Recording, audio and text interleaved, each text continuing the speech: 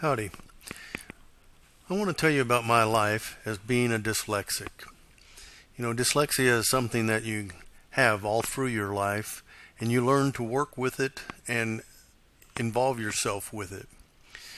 Now, a little bit about myself. I grew up in Cedar Hill, Texas, which is just south of Dallas. Now, it was a pretty small town when I was there. We had a population of about 2,000 people at the time. We lived in a small area of that town, and then we had two schools. There was an elementary school and a high school, and that was the total amount of schools in the city. So I had a pretty simple childhood. As I said, we lived on a small farm. It was about 7 acres in size.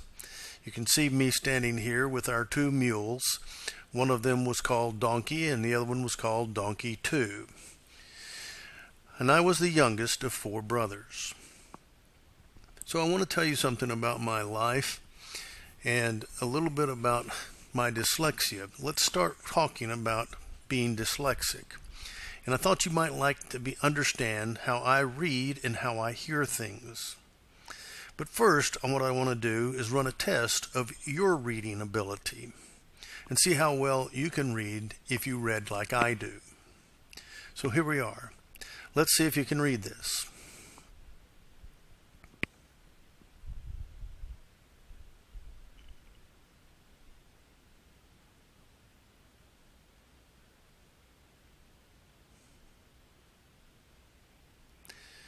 Well, wasn't that interesting? A couple of things with that. And that is, did you notice that it is not all completely backwards? Some people believe that dyslexia is seeing things backwards, but that's not quite right. I see everything just the same way as everyone else.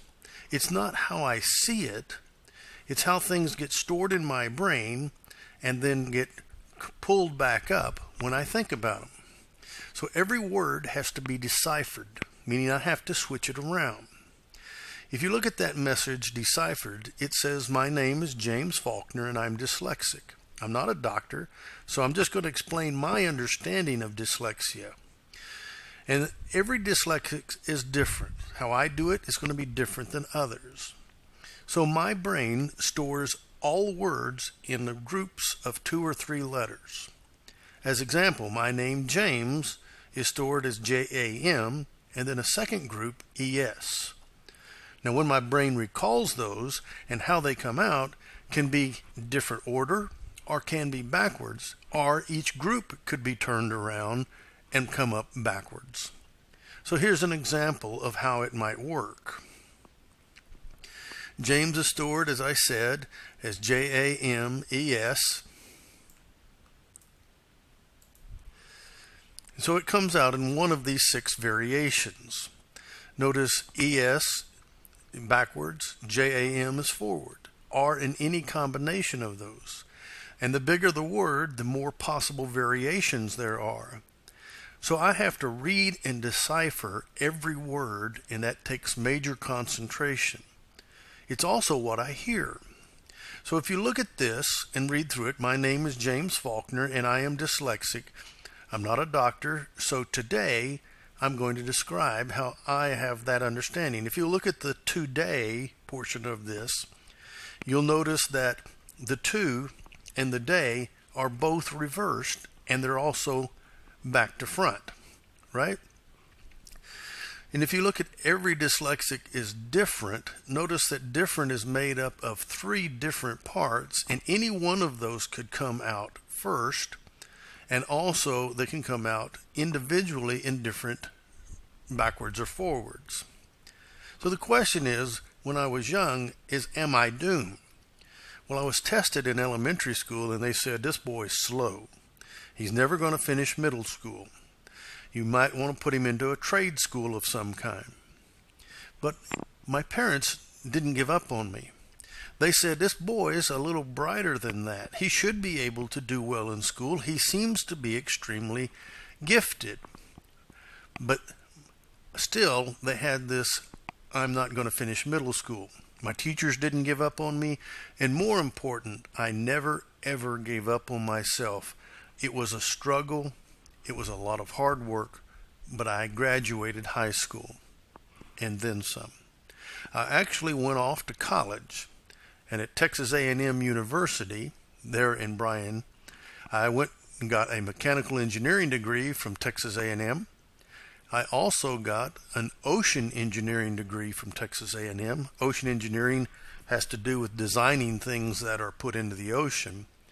And then I went on to UT Dallas and got a Master's of Business Administration, an MBA, with a global background. So how do I live with dyslexia? How did I manage to get through all of this while deciphering all of these words? Well, it comes at a cost. So I'm afraid of being confused. When I get confused or lost, that causes a lot of fear and angst in me. I read and slowly talk. I had to practice this particular talk several times to be able to say it this fluently. So reading, listening, and conversations takes an enormous amount of concentration. Otherwise, I can't keep up with what people are saying. And if there's interruptions, it greatly affects my ability to perform. Also, living with dyslexia has been great for me. As a matter of fact, I would say that I have a great life. It has caused some problems with me, but it's also given me some benefits. I have high concentration and high comprehension. I did well in engineering because I could understand the variations and derivations of formulas. And I tell people, stop expecting normal from me. I'm dyslexic, which means I am better than normal. And that's something that people have a hard time comprehending. But when it comes to concept design and things like that, I do better than many other people. And so I have learned that I learn different than many people. And I say, so what? I cannot memorize easily, so I make lists. I have to trust others and warn them that I might make verbal or written mistakes, particularly around numbers. But I can do many things that other people have difficulty doing, and that makes me extremely proud. So what do I want to say to non-dyslexic, particularly class students? A dyslexic in your class may appear slow and mix up words, but they are deciphering every word they see and hear and say. To function like that in a class takes a genius.